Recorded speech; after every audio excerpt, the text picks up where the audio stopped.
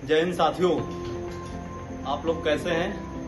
Comment करके जरूर बताएं। जैसा कि आप लोग जानते हैं कि आज के समय में स्टडी को कंसिस्टेंट रखना एक बहुत बड़ी चुनौती है, जो कि आप सभी इस चीज के शिकार हैं। कहीं ना कहीं मैं भी था इस एक टाइम पे।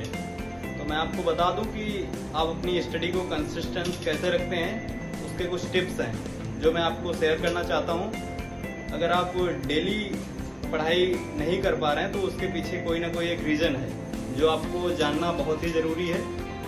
तो अगर वो नहीं जानते हैं तो आपका पढ़ाई करना व्यर्थ है। अगर आप पढ़ाई करते हैं एक अच्छे स्टूडेंट की तरह तो आप कंसिस्टेंट रहना मतलब बहुत ही जरूरी है, क्योंकि बिना कंसिस्टेंसी के आप किसी भी फील्ड में सफलता प्राप्त ही नहीं कर सकते हैं। अगर कंसिस्टेंसी है आपके अंदर तो आप किसी भी फील्ड में सर्वश्रेष्ठ बन सकते हैं, चाहे वो कोई भी एग्जाम्स हो का गोल हो। तो मैं आपको बता दूं, कंसिस्टेंट रहने के लिए आपका जो गोल हो, पहले आप गोल निर्धारित कीजिए कि आपका गोल क्या है। उसके बाद उस पर छोटे छोटे से गोल्स रेडी कीजिए।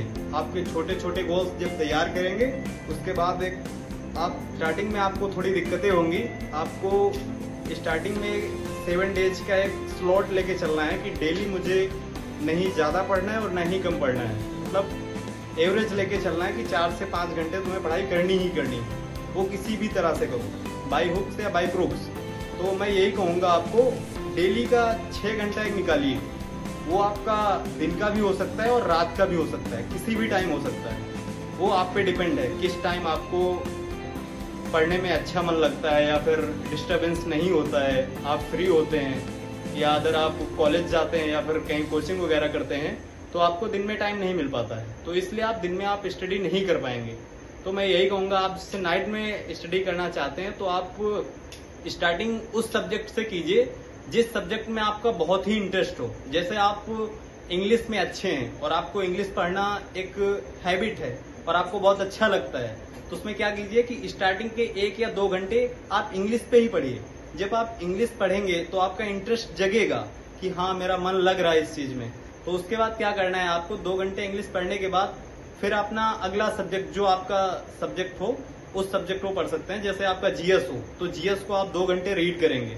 रीड करने के बाद क्या करेंगे आप, उसके बाद 2 घंटे फिर बिताएंगे। तो उसके बाद थोड़ा 10 से 15 मिनट ब्रेक लेंगे। उसमें क्या है कि आप जैसे घर पे हैं तो घर में आप कहीं भी अपने आंगन में टहल सकते हैं थोड़ा। उससे क्या होगा कि आपका माइंड थोड़ा फ्रेश हो जाएगा। जब फ्रेश हो जाएगा तो उसके बाद आप फिर से बैठेंगे, तब आप फिर से 2 घंटे पढ़ लेंगे।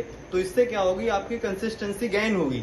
आप डेली ऐसा कंटिन्यू करते रहते हैं। जैसे ही आप 21 दिन तक ये करेंगे ना तो आपकी ये चीजें हैबिट में हो जाएंगी। जैसे ही हैबिट में हो जाएंगी उसके बाद आप क्या देखेंगे कि आप में एक बहुत बड़ा बदलाव आ जाएगा, जिसको आप मतलब अनएक्सपेक्टेड, जिसको आप विश्वास ही नहीं करेंगे कि मैं ऐसा कर कैसे पाया। जी हाँ, लेकिन ये जरूर होगा। ऐसा मैंने भी किया है। मैं भी एक समय कंसिस्टेंस नहीं रह पाता था। मुश्किल से 2 या 3 दिन ऐसा पढ़ता था, 10 से 12 घंटे पढ़ लेता था। लेकिन हर तीसरे दिन ऐसा होता था कि मेरे साथ कुछ टिप्स हैं जो मैं आपको बता दिया हूं। तो ऐसी वीडियो पाने के लिए मुझे लाइक करिए और कमेंट कीजिए और वीडियो को शेयर कीजिए ज्यादा से ज्यादा। जय हिंद।